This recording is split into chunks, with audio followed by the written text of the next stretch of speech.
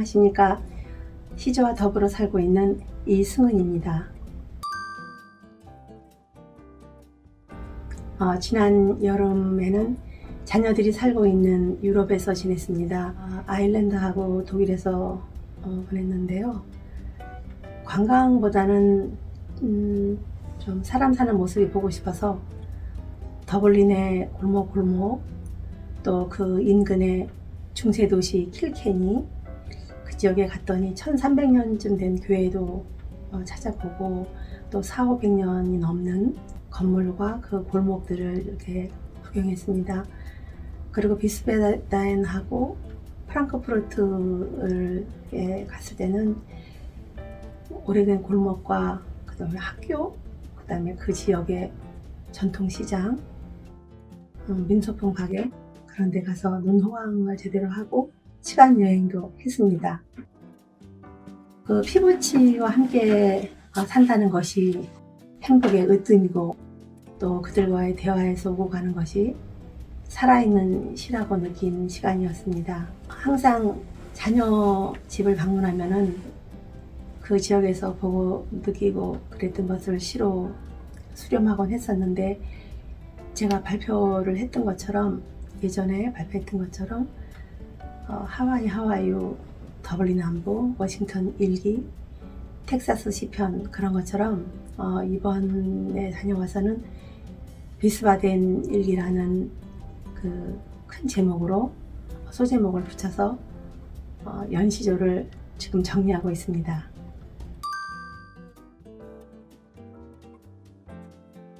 어, 3년 전에 등단 40주년을 맞이하여서 제 시조 인생의 첫 스승이셨던 어머님을 기리고자 그 어머니 윤정란이라는 작품집을 했습니다. 아마도 그 시집이 제가 살아가는 동안 올해 가슴에 품고 있을 거라는 생각이 듭니다. 그 중에서 얼음동백이라는 작품을 소개할까 합니다. 늦겨울에 그 발그레 꽃잎을 물은 채 얼음에 갇혀있던 동백을 보면서 그때의 찡한 마음을 작품으로 옮긴 것인데요. 처음엔 삼수로 썼다가 나중에는 단수로 정리를 했어요. 어머니 하늘길 하실 때 제가 꽃관 위에다가 써드린 시이기도 합니다. 일생을 열심히 살아오셨기에 나중에 본향으로 돌아가신 분, 또 그렇게 영원으로 돌아오신 분입니다. 혹시 나의 마지막 길에도 자녀나 후아들이 이 얼음동백을 낭송해주면 어떨까 하는 생각을 좀 문득 합니다. 얼음동백, 벙어리를 꼭 물고 찬 울음에 갇혔다. 나도 한때 꽃이었으니 저 견딤을 이제 안다. 살얼음 깨치며 핀다. 이기고 돌아왔다.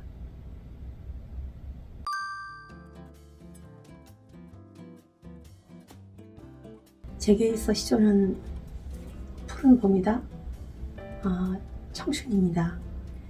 제가 약관의 나이 22에 등단하여서 시조단에서 사랑을 배우고 결혼을 하고 또 43년이라는 시간이 지나서 이제는 할머니가 됐지만은 시조를 쓰고 또 시조를 안 치고 그럴 때는 늘 22살 그때처럼 이마에 푸른 기운이 돕니다. 시조라는 늙지 않는 청춘의 시간을 저는 갖고 있어서 행복하고 자랑스럽습니다.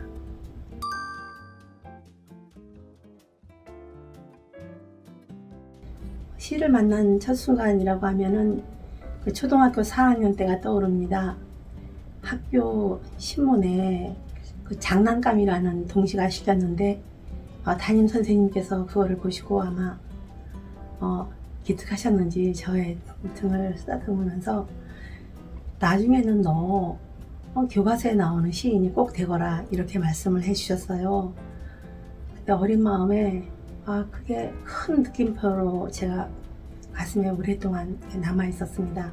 그 이후에 정말 40여 년이 지난 그 후에 그 비유와 상징이라는 그 고등문학 교과서에 귀로 쓴 시라는 시가 실리게 되었었어요.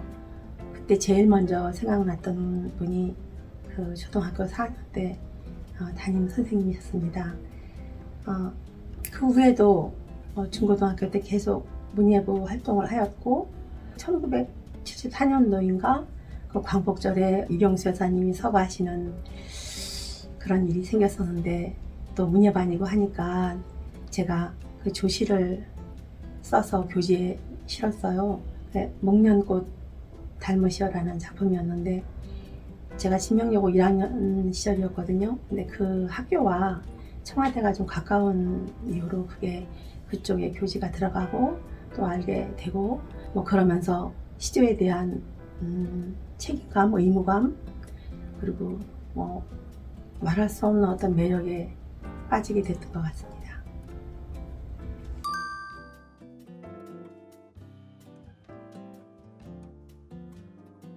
안타까운 일이 아닐 수 없습니다. 고학력의 사람들 중에서도 아직도 시조를 쓰는 사람이 있는지 현대문학에 시조가 있는 장르인지 물어본 적이 있었어요. 그때나 지금이나 우리가 너무 우물한 개구리처럼 시조를 쓰고 있지 않는가 이렇게 자책을 할 때가 있었습니다. 네, 때마침 시조 튜브라는 이 소통의 장이 생겼다는 것은 우리 시조사에 있어 참으로 고무적인 일이라는 생각입니다. 모쪼록 이 시조 튜브가 시조 시인과 일반 독자 사이에 징검다리가 되어서 시조를 이해하고 시조를 사랑하고 시조를 배우는 그 열린 창으로서 다가설 수 있기를 바라고 굳게 믿습니다. 시조는 무엇을 어떻게 쓰느냐 물으셨는데요. 문학이라는 것이 세상 천지의 모든 게 다 소재가 될 수 있지 않겠습니까? 시조 역시 누구나 다 알고 있지만 무심히 지나친 것들에게 생명을 불어넣어서 읽는 이가 맞아 그렇지 하면서 공감을 끌어내는 것입니다. 형식에 있어서는 우리말 자체가 어미나 조사를 붙이면 세 글자, 네 글자가 이렇게 형성이 되기 때문에 시조의 정형을 어려워할 필요는 전혀 없습니다. 또 크게 좀 애들은다면은 시조가 때의 시에 가락조를 쓰기 때문에 지금 여기를 수용해야 하는 현대적인 장르가 분명합니다. 다만 3장 6구 12음보라는 그 형식을 갖춰야 하기 때문에 산문처럼 길게 늘어놓고 이렇게 억지로 끌어놓은 것은 절대로 시조가 될 수 없죠. 정형이 주는 아름다운 리듬감과 절제미를 품어내야 합니다.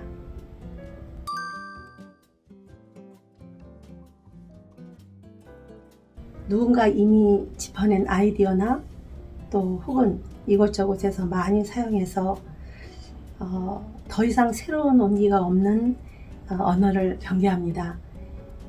그리고 이 작품이 나만의 위안으로 끝나지 않고 독자와 더불어 갈 수 있을까를 염두에 두는 편입니다. 그리고 원칙이 있다면은 그 시조의 종장 첫 음절 세 글자에 뭐뭐의라는 소유격, 관형격 주사를 쓰지 않는 것입니다. 시조는 그 초장, 그 종장의 그 첫 음모가 독립되어 있을 때 시조의 멋과 맛이 살아난다고 이당 서정주 선생님과 또 유동 이유정 선생님이 늘 강조하셨기 때문에 아직도 그분의 말씀을 이렇게 받들면서 작품 창작을 하고 있습니다.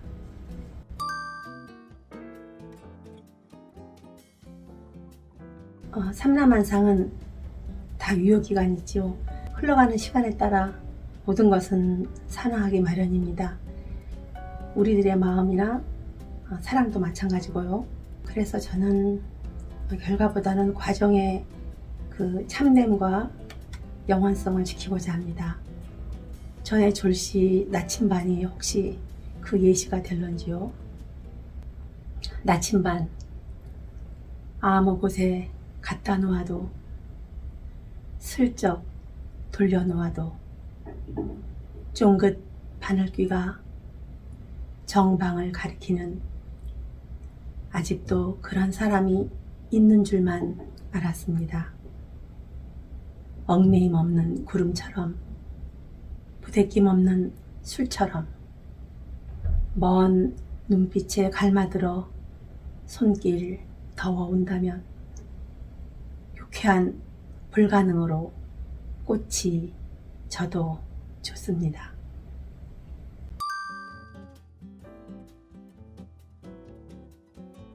본인이 평소에 구사했던 언어의 고정관념이나 문법을 건너뛰어서 어떤 사물이나 사태의 이면을 바라보시길 바랍니다. 거기에서 나만이 찾아낸 발견의 재미를 느낀다면 이미 시의 세계에 들어선 것입니다.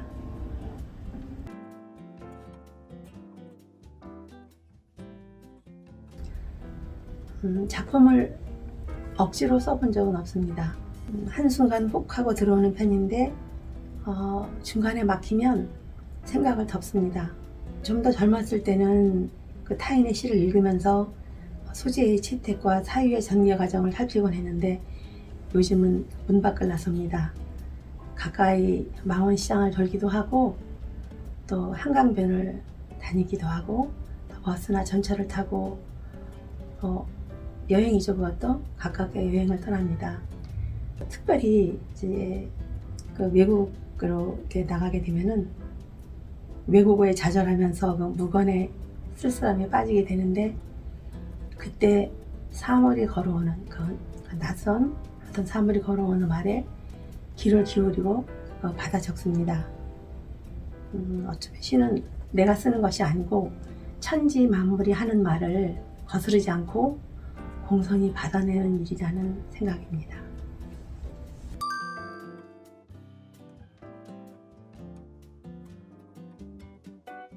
무한으로 열린 시대라고 하면서 시와 시조를 구분한다는 것은 문화 발전의 측면에서도 바람직하지 않습니다. 교과서적으로 시는 자유시와 정형시로 구분됩니다. 소재에 따라서 각기 담기에 적절한 그릇이 있을 뿐이죠. 시가 산문화 및 다층화되어 가는 경향에서 시조는 순간 일시적 감정의 포착이라는 시의 본질에 충실할 수 있는 그릇입니다. 여기에 정제된 문장을 앉혀야 한다는 의무감이 뒤따르게 되는데 그 의무감이 언어의 운용 재미를 느낄 수 있게 합니다. 제게 있어서 시조 3장은 구속이라는 형식 안에서 마음껏 누릴 수 있는 특별한 자유입니다. 가장 한국적인 문학이므로 세계적으로 두드러지는 이 우리 시조의 품에 독자 여러분을 초대합니다.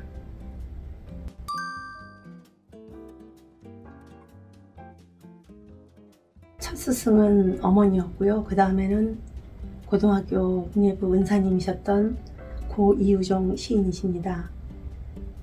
20대 시절에 문학 시조를 하면서 청탁이 들어왔을 때 제가 어쩔 줄 모르고 당황할 때 엄마가 이런 말씀을 하셨어요. 내가 시조가 뭔지는 모르지만 사랑이나 돈 같은 게 아니겠느냐. 매달리지 말고 네가 진정을 다하면 따라오지 않겠느냐. 이렇게 말씀을 하셨는데 그때는 그것에 대해서 엄청 감동을 받았었어요. 그리고 나중에 저희 선생님께서도 그 시조에 그 분장처럼 너무 덧칠하지 말고 투정하듯 달라붙지 말고 정된 생각을 내려놓고 대상의 말을 들어보라고 하셨습니다. 아까도 제가 말씀드렸듯이 시는 다가오는 대상의 말을 받아서 적는 것인데 이제 40년이 넘는 시간 동안 제가 얼마나 받아 적었는지 이렇게 돌아보게 됩니다. 마음 귀가 어두운 탓에 시의 밭고랑이 헐렁합니다.